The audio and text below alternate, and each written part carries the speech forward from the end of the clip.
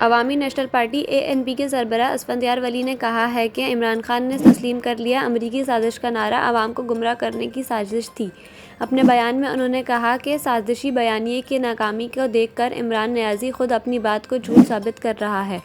असफंदयार वली का कहना था कि मुल्की सालमियत को दांव पर लगाने वाला कह रहा है मामला ख़त्म हो चुका, सबसे बड़ा गुलाम ये खुद है जो कह रहा अब आगे बढ़ चुका हूँ। कबल आज़े इमरान खान ने अपने बयान में कहा कि एक प्रोपेगेंडा सेल गैर मुल्की मीडिया को मेरे इंटरव्यू में से चीज़ें चुन चुन कर निकाल रहा है और उछाल रहा है। इमरान खान ने कहा कि बैनुल-अक़वामी मामलात पर इनका मौक़िफ़ 26 साल से यही है कि वो चीन, रूस, अमेरिका सबसे दोस्ती चाहते हैं, ग़ुलामी किसी की नहीं चाहते।